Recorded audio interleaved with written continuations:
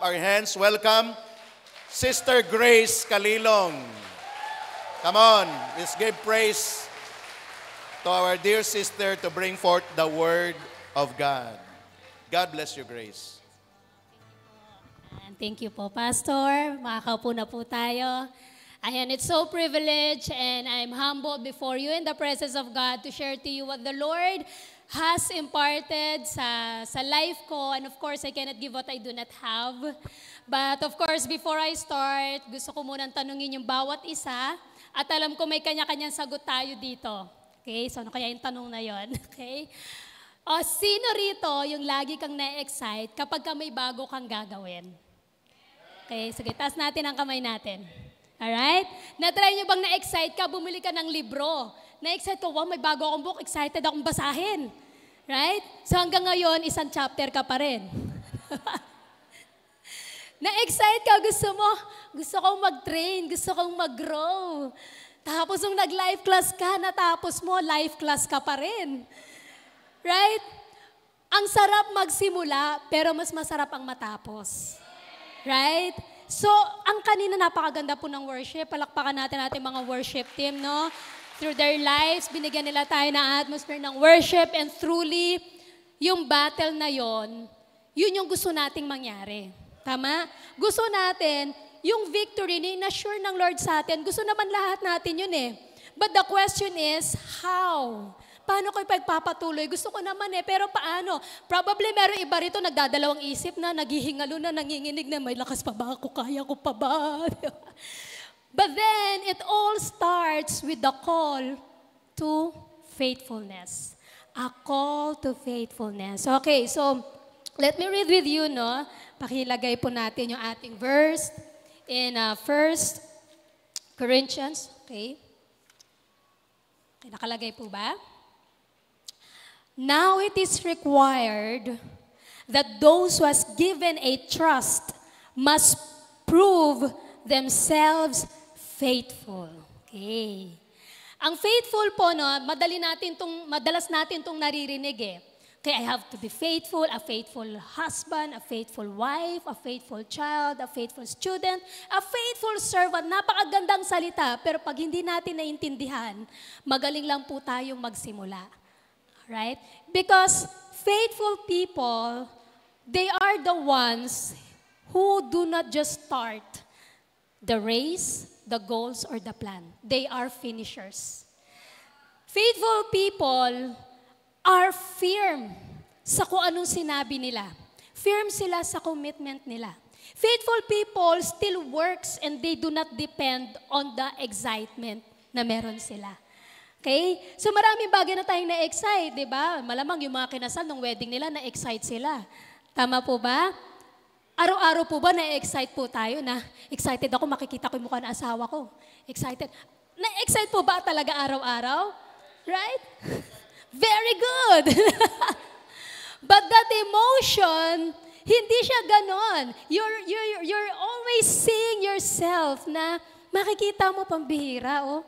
Yung buhay ko na to, alam ko, marami pa akong gagawin. Pero may mga time na, may mga conflict stage. Right? May mga time na hindi mo feel. May mga time na, alam mong kailangan mong gawin, gusto kong magpatuloy, pero parang hindi ko na alam kung paano. Right?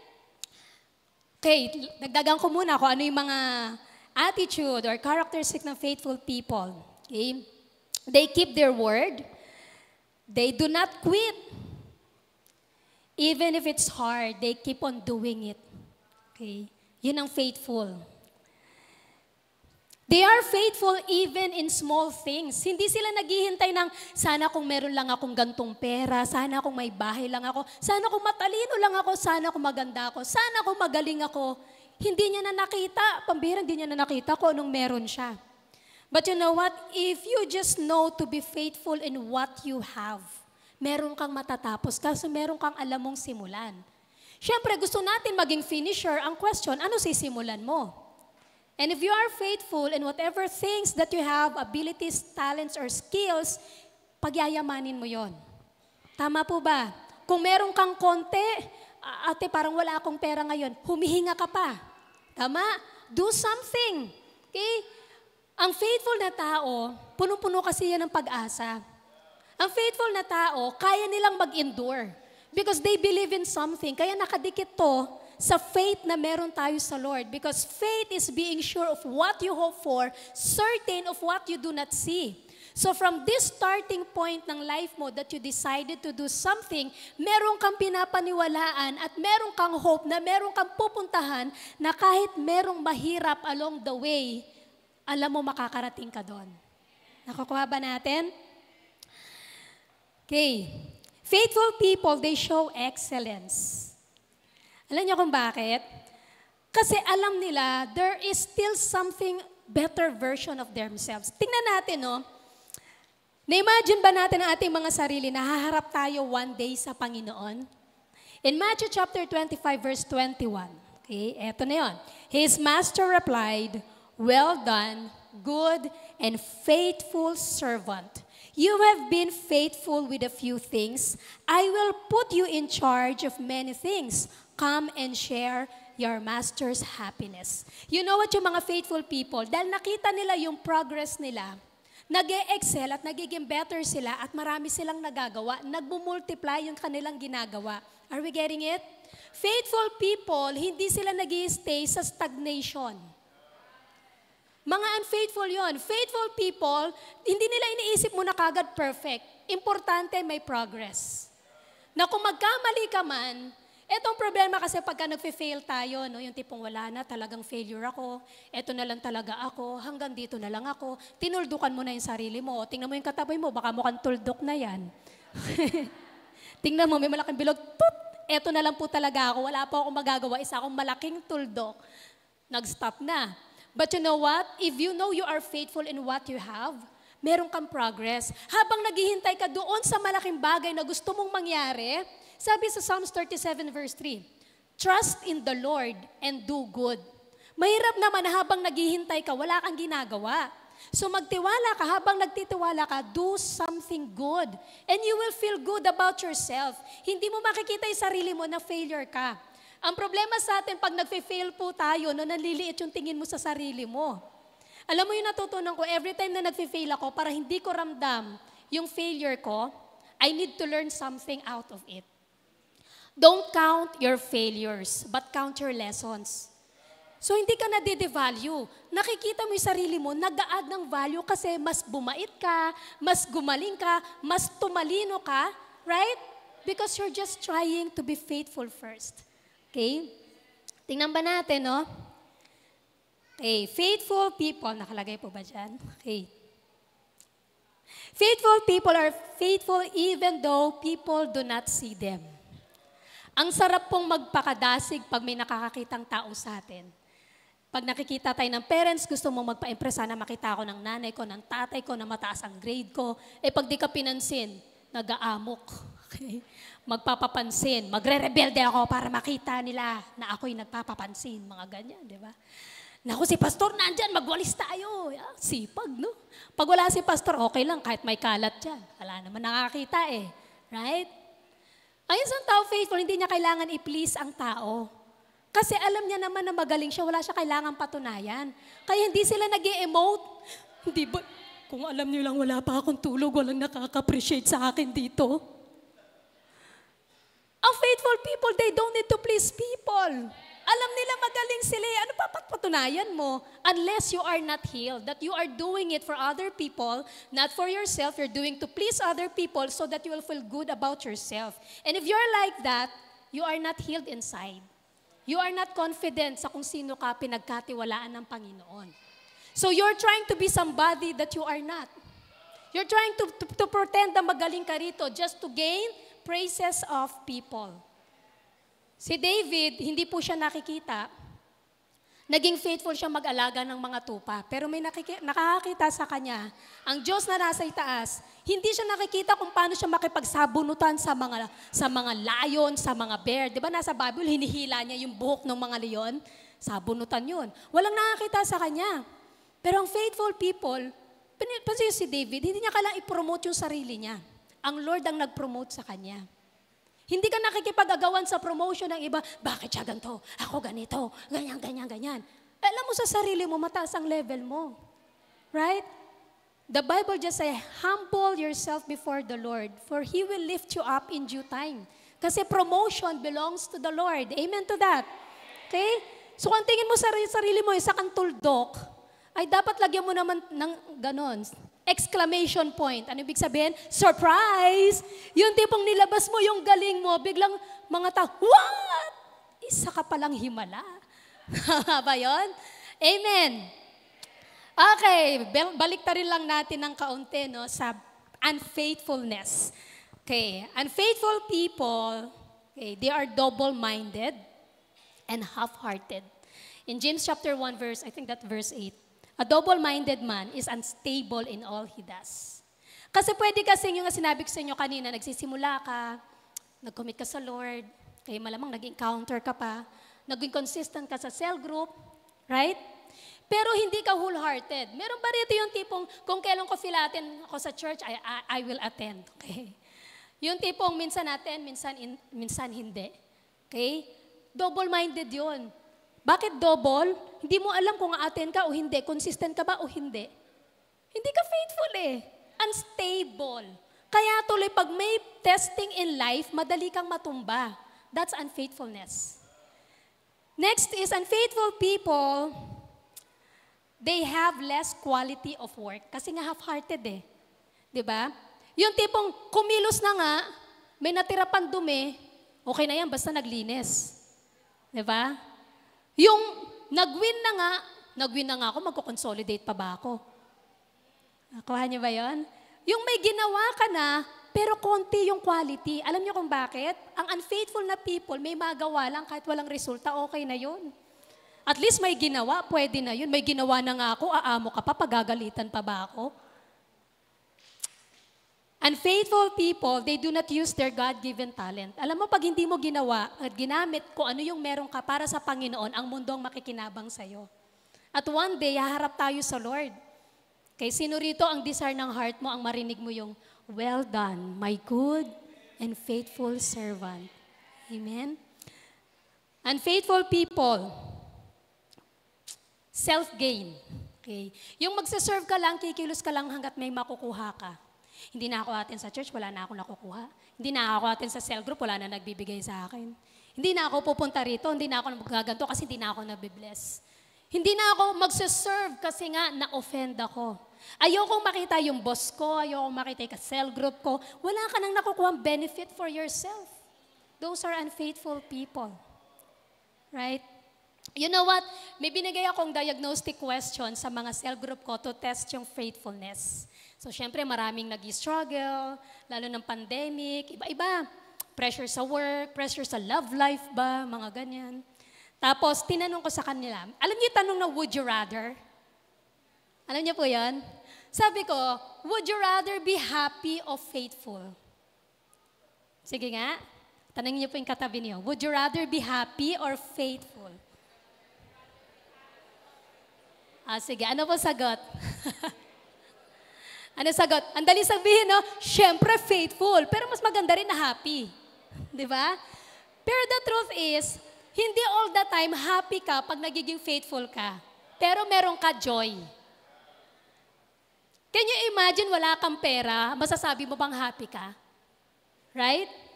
Pag sinabi mong faithful ka sa word ng God, wala kang pera at kung anong meron ka, magdildil ka ng asin, gawin mong lugaw, lagyan mo ng malunggay, huwag ka lang magnakaw, gagawin mo yon kasi faithful ka sa Lord eh. Pero hindi ka happy, pero may joy ka. Kumakain ka ng lugaw na ikaw ay payapang-payapa. Tama? At susunod na lang po yung happiness kasi naiintindihan natin yon. Sometimes you're struggling with yung isa kong kasama sa team namin. Sabi niya, na-realize niya, meron kasing nag-boyfriend ba na unbeliever. Okay? So sabi ko sa kanya, lahat ay magagawa, choice nila yon, pero ikaw, ang tanong ko, would you rather be happy? Kasi sabi niya, basta ating alam niya po, masaya siya, pero ate wala siyang peace, alam niya yon. Sabi ko sa kanya, tanong ko sa'yo, would you rather be happy or faithful?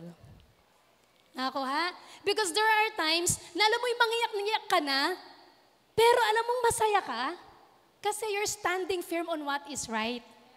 Kasi you're choosing to be faithful. Amen to that? So would you rather be happy o faithful? Yung tipong alok ng mga kaibigan mo, punta tayo rito, di ba? Toma tayo rito. Inuman tayo, laro tayo, di ba? Pero napapahama ka na pala, di ba? Masaya ka. Pero can you say that you are still faithful? Yung sinabi mo nung ikaw nag-surrender sa Lord, Lord, nangangako ko, sinusuko ang buong buhay ko sa'yo. Tapos the testing will come. Would you rather be again happy or faithful? Okay. Of course, they are world breakers. They are quitters. Of course, they are stagnant. They grow, stagnation grows in the atmosphere of excuses. Okay. Why?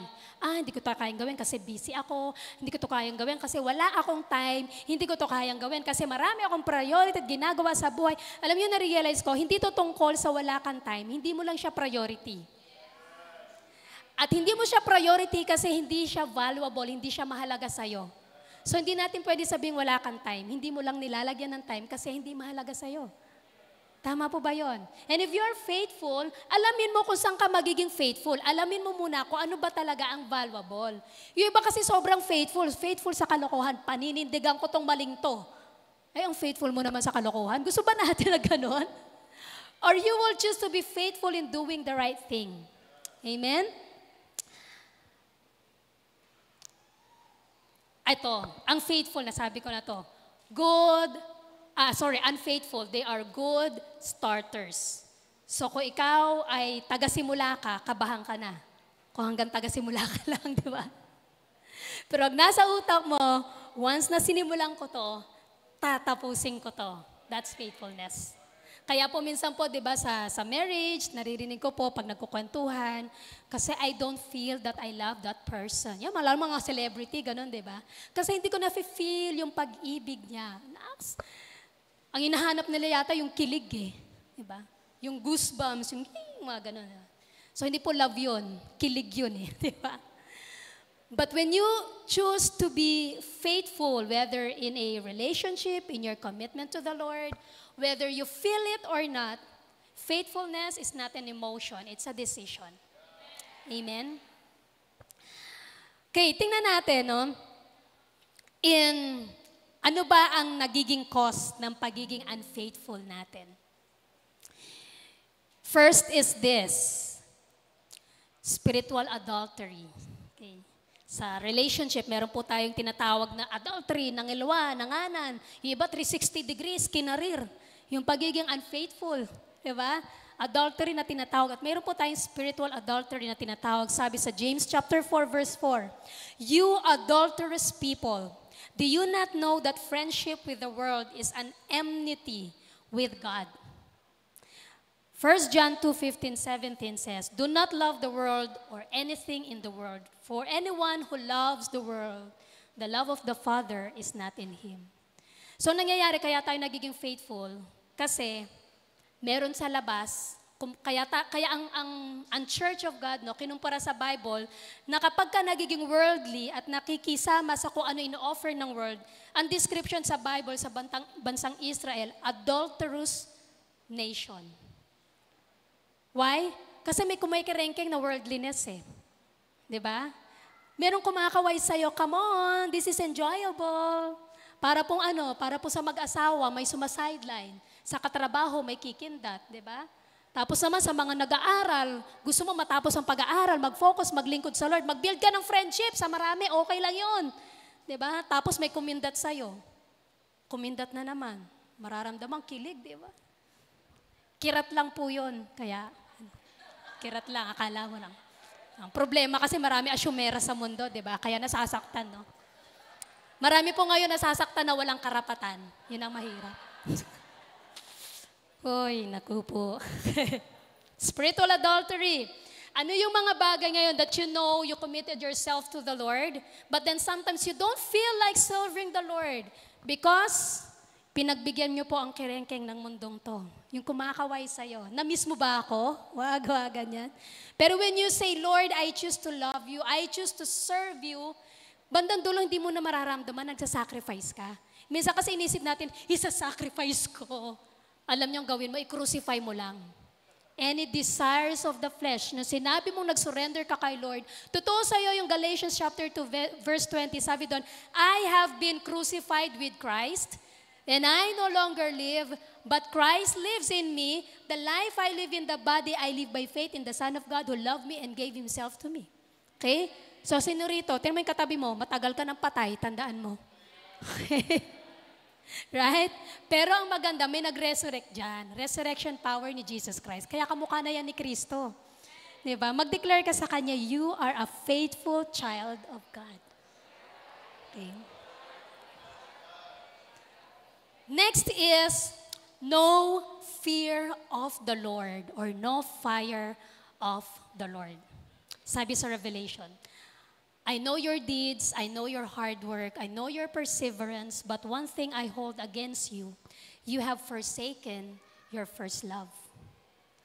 Kaya madali tayong bumigay sa sway, sa temptations para kunin yung faithfulness na kinumit natin sa Lord kasi walang apoy, walang nag-aalab. Or pwedeng kung may umaapoy na naglilingkod ka dito, napapagod ka, wala ng joy, kasi yung apoy na meron ka, na sinasabi sa Leviticus, unauthorized fire. Hindi siya fire na galing sa Lord. Parang posporo, yung tipong pinipilit mo, magsaserve ako, maglilingkod ako, may apoy ako, ganado ako, pero ikaw lang yon. Walang apoy na galing mismo sa langit. Kaya nga sabi sa Leviticus chapter 6, do not let the fire go out. It must keep on burning day and night. Ang sinasabi po doon, keep your fire burning, yung relationship po natin sa Panginoon. It will always be a question of your relationship with the Lord, kaya ka nawawala ng faithfulness. The Bible says, let love and faithfulness never leave you. Magkadikit po yun. You can never be faithful to someone, hindi ka nag-commit na mamahalin mo. Tama? And if you are that person na nakita mo yung sarili mo, pambihira, hindi ako naging faithful, mahal ko naman siya. Parang nakakapagtaka yata yun. Because a faithful person is a person that is filled with love sa puso niya and he cannot afford na mag-betray. Amen to that? Tingnan natin yung sarili natin, no? Ano ang nag-aalab sa puso natin? At kung nag-aalab sa puso natin, in the abundance of the heart, the mouth speaks.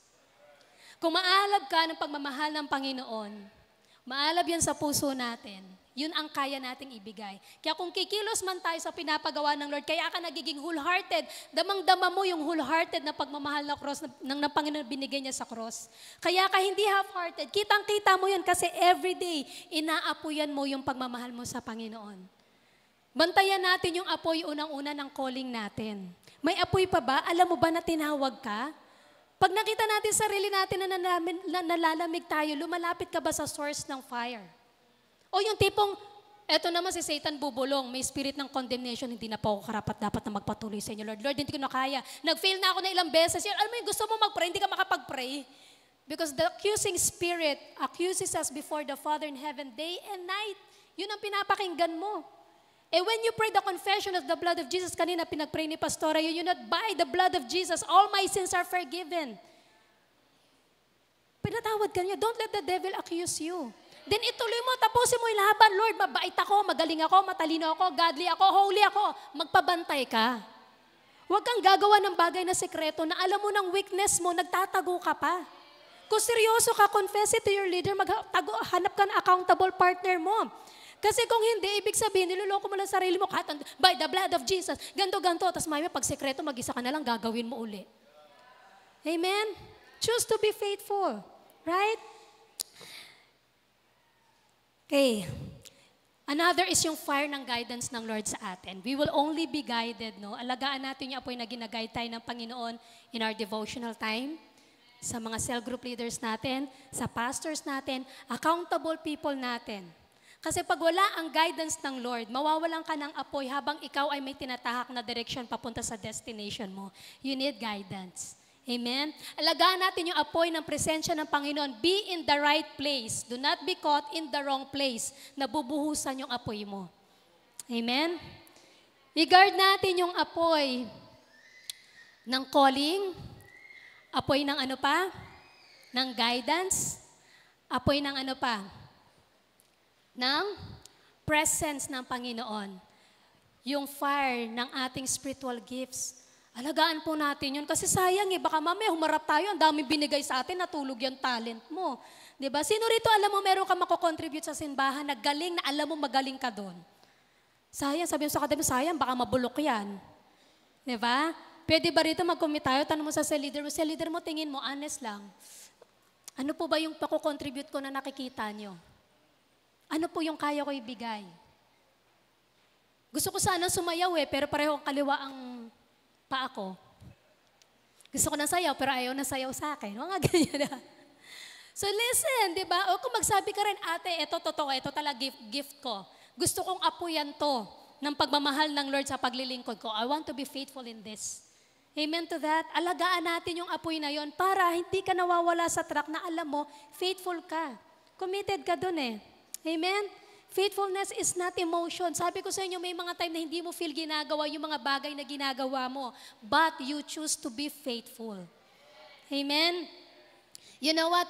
I will end on this, no? May mga time kasi na nahirapan tayo na ipagpatuloy kasi we feel that we're not worthy. We feel maraming beses na rito. You failed 100 times natin, trinay ko magpakabanal, parang hindi ko kaya.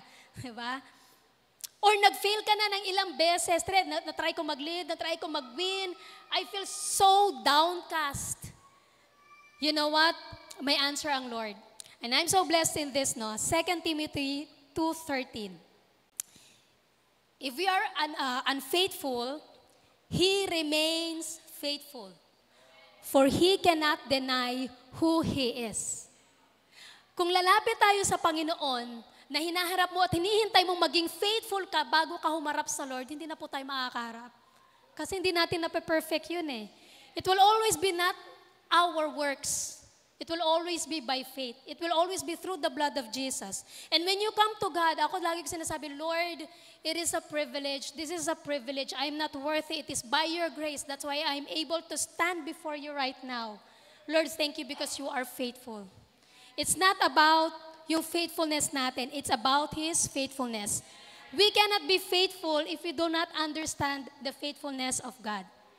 Amen? So kung ilang beses ka ngayon nag-fail, don't condemn yourself. Look unto Jesus. Philippians 1:6.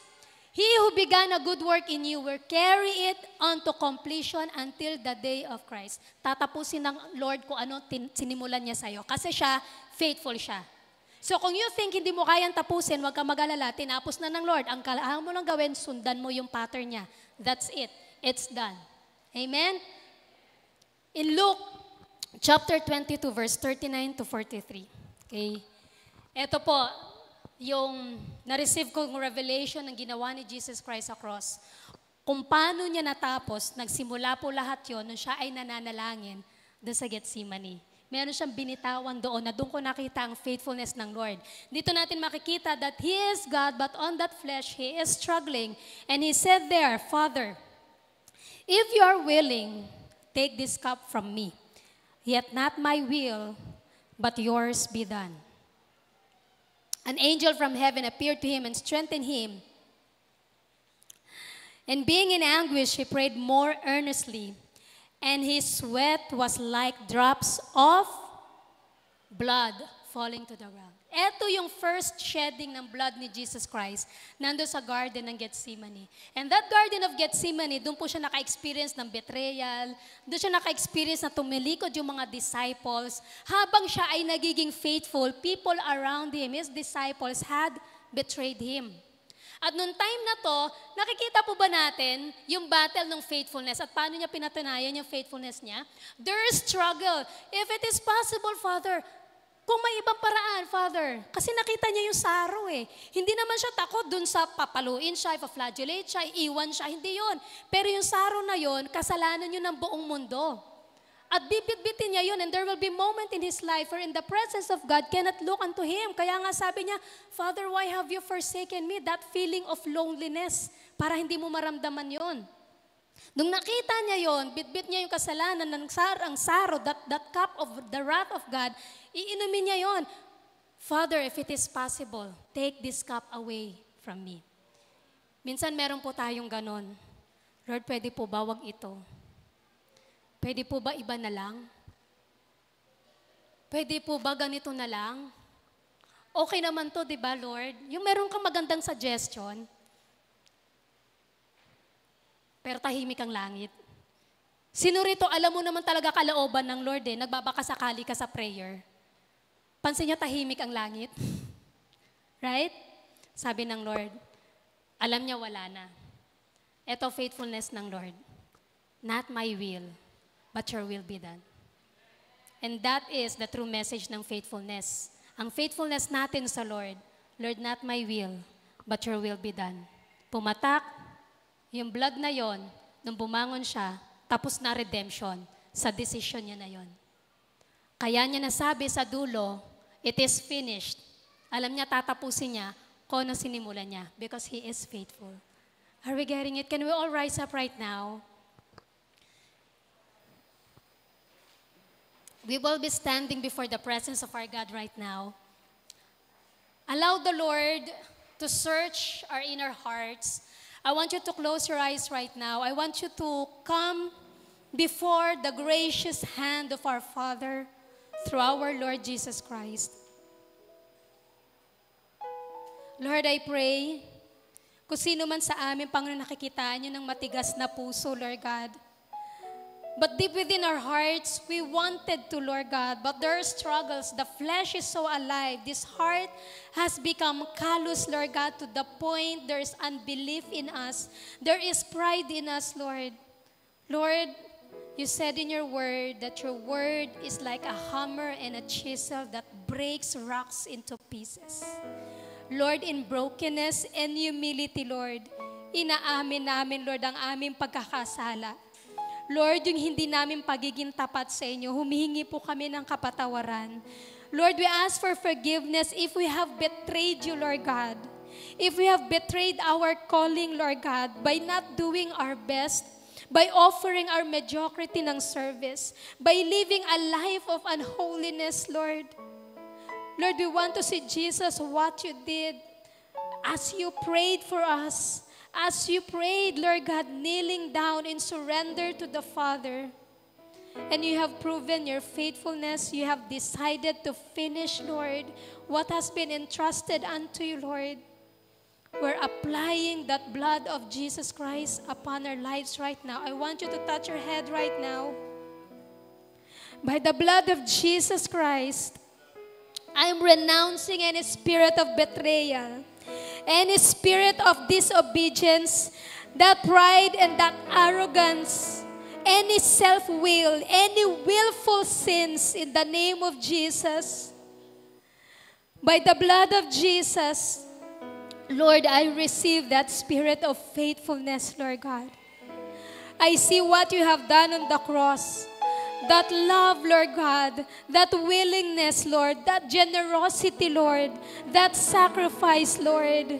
Because, Lord, you have seen us, Lord, our condition, that we are lost. Lord, thank you. Because, Jesus, kayo po yung unang naniwala sa amin. Kayo pong nagkaroon ng unang pananampalataya sa amin. That you have faith in us that one day, babalik kami sa inyo, Panginoon. Kaya, Lord, tinapos you sa cross because you believe in us that we have that ability, Lord, to go back to you, Lord, and be restored and be reconciled. In the name of Jesus, let the spirit of faithfulness be upon us in Jesus' name. We come against the spirit of rebellion. We come against the spirit of deceptions and lies, any bondages, any addictions, any disobedience in the name of Jesus. Lord, thank you, oh God, for you have forgiven us, Lord, and you're releasing that spirit of faithfulness. It is for freedom that Christ has set us free.